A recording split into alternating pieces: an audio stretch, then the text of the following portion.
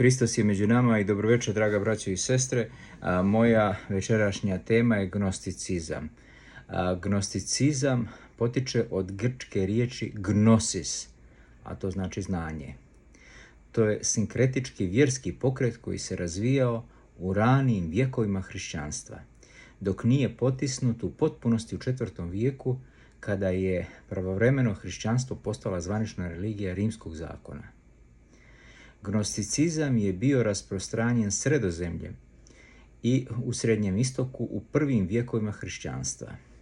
U 2. vijeku bio je naročito jak, a uzrokom najveće krize u crkvi gnosticizam je najprije u čistom obliku, a potom sliven sa manihejstvom od 3. vijeka i hrišćanstvom, Markioniti, Vardesinati i drugi, bio saputnik crkve. Gnosticizam nije bio jedno učenje, nego više od njih. Znači nije to bilo samo jedno učenje, nego više od jednog učenja, koje su imala zajedničke crte. Razlikujemo predhrišćanski, judeistički gnosticizam, koji je nastao ezoteričnim tumačenjem knjige Postanka, i hrišćanski, u kome je središnja uloga dodijeljena Isusu Hristu. Kako se hrišćanska crkva sve više i više politički ujedinjavala tokom 2. i 3. vijeka, njene vođe su prema protivnicima ponašale se kao da su u jedinstvu i da imaju neki politički front. To neki put i danas ima smisla. Kada je episkop Irinej osuđivao jeretike kao gnostike, on nije mislio na njihovo međusobno slaganje u pogledu doktrine, nego na činjenicu da su se oni opirali svi zajedno o prihvatanju autoriteta sveštenstva, pravila vjere i novozavjetnog kanona. Kao što govori pojam gnosis, osnovna ideja gnosticizma je da čovjek dolazi do svoga spasenja samo putem poznanja istine u okrilju gnostičkog pokreta, koje su pojavile ideje koje vezujemo za istočne religije, ali su bile suzbijane od zvaničnog hrišćanstva. Znači, gnosis, znanje, spoznaja je grčka riječ koja je izvorno korištena u platonskim filozofskim spisima. Gnosa je najčešće upotrebljavana da označi duhovno znanje prosvijećenog čovjeka, koji se opisuje neposrednom iskustvom, saznanjem o nadprirodnim i božanstvenim. Gnosticizam je termin koji su zapadni naučnici skovali u 19. i 20. vijeku sa ciljem da obuhvate ogromnu raznolikost grupa iz rano hrišćanskog doba koje su postojale mimo zvanične hrišćanske hijerarhije. Istoričari religije još uvijek raspravljaju o tome treba li se gnosticizam shvatiti kao pokret unutar hrišćanstva ili kao mnogo širi i nezavisni pokret koji u hrišćanstvu čak i prethodio. Govori se da o postojanju judejskog gnosticizma, da je on bio, da ima duboke korijene. Neki gnostički spisi i znak Hamadija se temelje isključivo u Starom zavjetu. Gnosticizam u pravom smislu kao heterodoksiju treba razlikovati od učenja o gnozi koje se javljalo unutar judeističke i judeohrišćanske literature. Početke gnosticizma treba tražiti u judejskim krugovima, vjerovatno u Palestini i u Siriji, malo prije pojavljivanja hrišćanstva. Istočnjački, naročito persijski elementi prenose se u gnosticizam putem judeizma, a doprinos helenske filozofije je primjetan u nešto kasnijem stadijumu razvoja. Postojbina protognosticizma bila je Samarija, odakle potiču Simon Mag, Dositej i Menendar. Hrišćanska predaja uopšteno svodi početke gnosticizma na Simona Maga, a on još nije gnostik u strogom heterodoksnom smislu. Hegisip stavlja početak gnosticizma u vrijeme jerusalimskog episkopa Simeona poslije smrti Jakobove. Tako dotiranje se poklapa sa istorijskim počecima heterodoksnog gnosticizma poslije 70. godine, kada se oblikuju i druge hereze, odnosno jeresi, koje izrastaju iz judaizma i judeohrišćanstva. U drugom vijeku gnosis se pojavljuje u svom konačnom obliku, sistematičan sa jasnom integracijom hrišćanstva.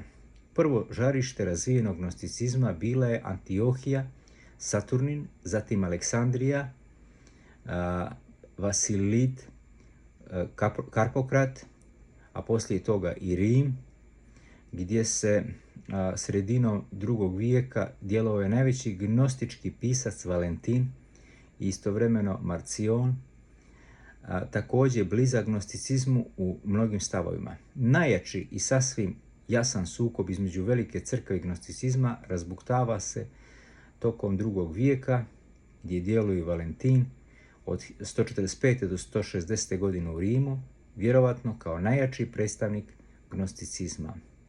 Posebno središte bila je i Edesa u istočnoj Siriji sa Bardesenamom od 154. do 222. godine. Gnostici u pravilu nijesu žestoko nastupali prema ostalim hrišćanima i nijesu željeli odijeliti se od ostale crkve, i pripadnost crkvi je dobra za mnoštvo, no pravi put do spasenja jeste u posjedovanju gnoze, odnosno znanja, kao što su oni tvrdili, što je pogodovalo stanovitom religioznom individualizmom. Kada je Rimsko carstvo prihvatilo hrišćanstvo kao zvaničnu religiju u 4. vijeku, odnosno 313. godine u Milanskom ediktu, gnosticizam je potisnut kao jeres. Kiparski episkop Epifanije piše protiv te jeresi i opisuje svoj susret sa gnosticizmom u Egiptu otprilike u doba postojanja zbirke Nag Hammadi. I ja sam našao na tu sektu ljubljeni, te sam ove stvari čuo lično iz usta gnostika. Te zabludjele žene nijesu mi samo razotkrile svoje učenje, nego su me svojoj besramnoj smjelosti pokušali zavesti. No, milostivi me Bog spasio od njihove zloće, stoga pročitavši sve njihove knjige i shvativši njihove prave namjere i ne dajući se time zavesti, pobjegao sam, ne zagrizavši mamac, te s mjesta sam izvijestio tamošnje episkope i pronašao one koji su se skrivali u crkvi. Njih otprilike 80, potim je protjerano iz grada, konačno očišćeno od tog korova, to piše Epifanije.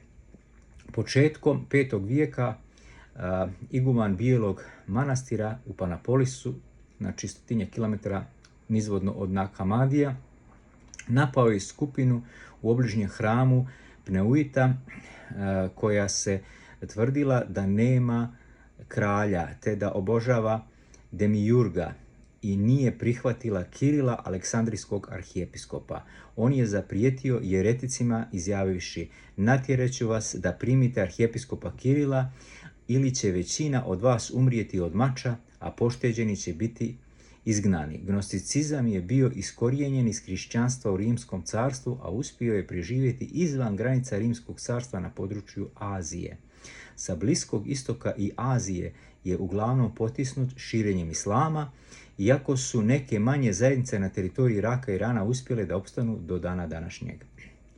Persijski gnosticizam je oličen u mandeizmu i nazvan je i nastao od riječi manda, znanje, koji se još u velikom i manjem broju praktikuje u dijelovima Iraka i iranske oblasti Kuhestan. Sirijsko-egipatski gnosticizam uglavnom je bio pod Platonovim uticajem.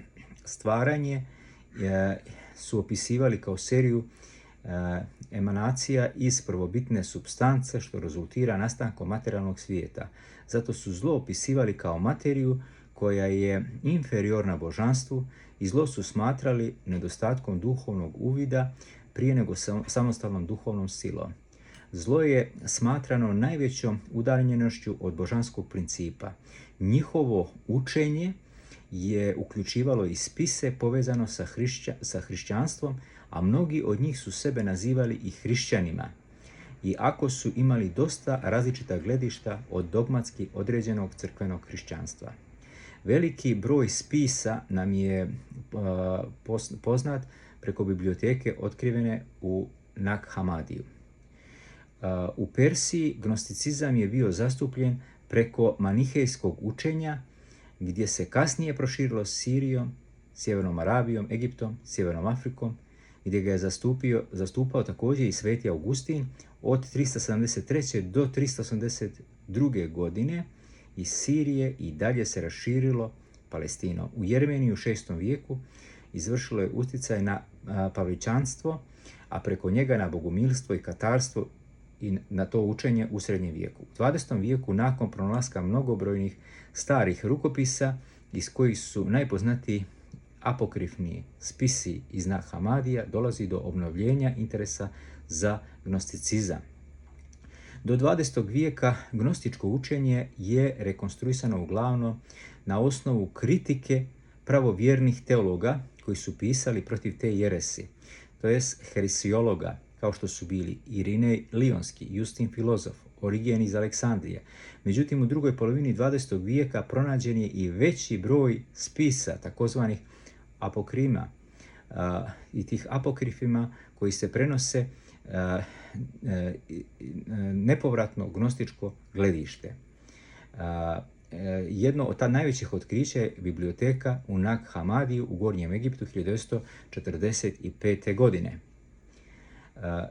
Evo poslanica Otkrivenje po Petru, imamo Otkrivenje po Jovanu Bogoslovu, piše tako: Biće i drugih među onima koji su van našeg broja, koji sebe nazivaju episkopima i đakonima, kao da su svoju vlast primili od Boga, oni se pokoravaju odlukama vođa, ti ljudi su suvi kanali. Znači imamo i gnostička evanđelja koje crkva svakako ne može da prihvati.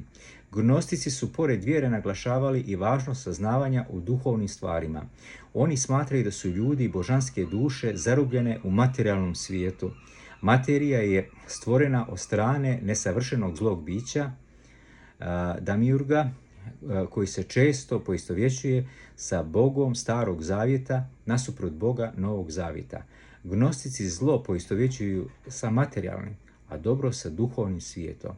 Oni smatraju da se čovjek mora okrenuti sebi i posvetiti mudrosti Sofiji da bi spoznao svijet i oslobodio se od njegovih okova. Istraživanje psihe je za gnostike prvenstveno bilo religijsko traganje. Saturnil i Vasilidis, dvojica velikih predstavnika gnosticizma, poistovjećuju Boga sa umom, nous. Monoim prema Hipolitu Refulation of all heresies piše: napustite traganje za Bogom, za kosmosom i sličnim. Umjesto toga počnite od sebe. Zapitajte ko i vama prisvaja sve kada kaže moj duh, moje srce, moj Bog. Pronađite izvore ljubavi, radosti, mržnje i žudnje. Ako pažljivo ispitate sve, naći ćete to sve u sebi.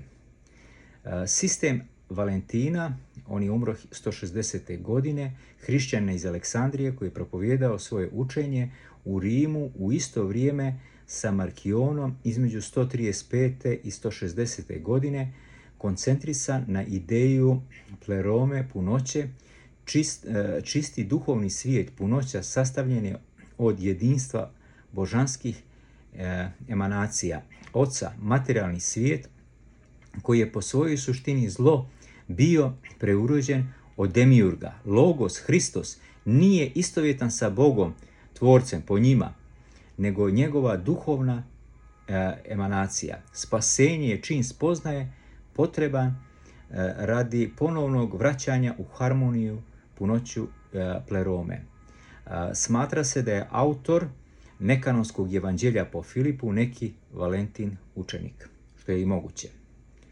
To evanđelje kaže: niti strahujte od tijela, niti ga volite. Ako ga se budete bojali, ono će zavladati vama. Ako ga se budete voljeli, ona će vas proždirati i paralizovati. Neki gnostički tekstovi pokazuju neoplatonističku filozofsku orijentaciju. Plotin, vodeći neoplatonist iz 3. vijeka, o gnosticima u svojoj školi rekao je sljedeće: imamo obzira prema nekim našim prijateljima koji su tu gnostičku misao usvojili prije nego što su nam postali prijatelji i nastavljaju tako misliti, iako ne znam kako u tome uspijevaju. Iako ih je crkva smatrala ereticima, oni sebe nikad tako nijesu doživljavali, već kao ljude kojima Gospod daje pamet da misle, a ne samo da slijepo vjeruju. Među predstavnicima ranohrišćanskog gnosticizma ubrajaju se sljedeći: Simon Mag iz Samarije, Pont, rođen oko 85. godine, Nikolaj, osnivač Nikolaita, Kerint, savremenik apostola Jovana, Menandar iz Samarije, Saturnil iz Antiohije, Vasilij iz Aleksandrije oko 125. godine, Valentin iz Aleksandrije, umro 160. godine, Karpokrat, živio od 155. do 166. godine, djelovao, Kerdon, Markion iz Sinope, Pesadin iz Sirije. Sada, poznati filozof Jung je smatrao da gnostičke ideje predstavljaju drugu stranu psihe, spontane, neizvjesne ideje koje ih potiskuju. Sada, apokrifna evanđelja. Apokrifna evanđelja imamo, to su apokrifni spisi, nekanonska knjiga biblijske tematike koja je zabranjena od crkvenih vlasti. Apokrifi najčešće obrađuju razne biblijske motive, daju pripovijesti o prorocima, apostolima, svecima. Razlika između jeretičkih i ortodoksnih apokrifa, iako često nije moguće sasvim jasno i vidjeti i utvrditi, znači jeste velika. Tu je božanstvo Hrista, također o presvetoj trojici. Novi impulsi za proučavanje apokrifne literature došli su u 20. vijeku nakon otkrića jevrejskih rukopisa u Kumranu 1947. godine i pronalaženje gnostičke biblioteke Nag Hammadi 1945. godine. Termin apokrif je paganskog porijekla, helenističko doba se s time označavala tajne knjiga i orijentalnih apokrifis.